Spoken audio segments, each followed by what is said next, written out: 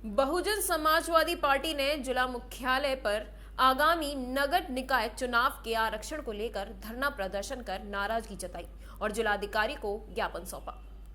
Bahujan Samajwadi party के कार्यकर्ता बड़ी संख्या में आज जिला मुख्यालय पर पहुंचे और धरना प्रदर्शन किया और कहा कि आगामी आने वाले नगर निकाय के चुनाव में हर साल पिछड़ा वर्ग और 27 सीट का आरक्षण दिया जाता है, मगर इस बार 22 का ही क्यों?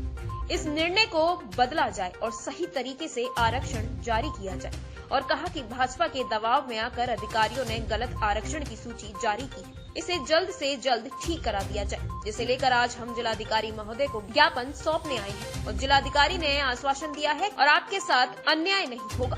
प्रातः दर्पण न्यूज के लिए आगरा से आदर्श शर्मा की रिपोर्ट। विधायक जी, किस तरह क्या कहते हैं गफलत हो रही है आरक्षण को लेकर? सन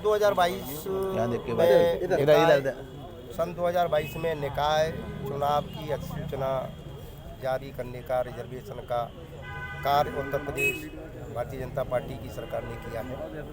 उसमें नियम और संवैधानिक व्यवस्था को ताक पे रख के आरक्षण की सूची को जारी कर दिया गया है। यहाँ बहुजन समाज पार्टी का प्रतिनिधिमंडल हमारे जिलाध्यक्ष जितेंद्र कुमार और जीतू जी के नेतृत्व में यहाँ अभी डीएम साहब से मिला और उन्हें पूरे जिला कमेटी, विधानसभा कमेटी, वार्ड के पार्षद, पूर्व पार्षद सभी लोग यहाँ ज्ञापन देने के लिए आए हैं।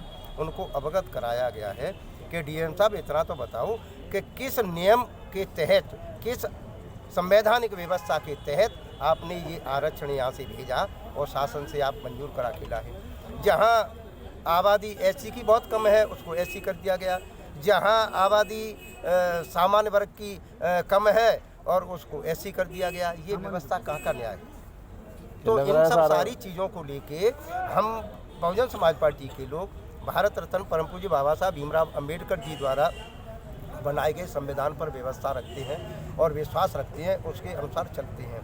पता नहीं भारतीय जनता पार्टी की सरकार ने ये आरक्षण की सूची किस संविधान, किस नियम के तहत चक्रानुसार, जैसे डीएम साहब कह रहे थे, चक्रानुसार व्यवस्था की गई है, तो चक्रानुसार भी ये व्यवस्था नहीं बनती है।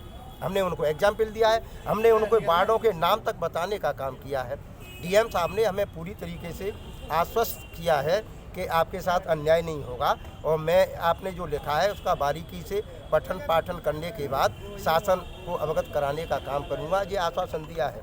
लेकिन विश्वास कैसे हो?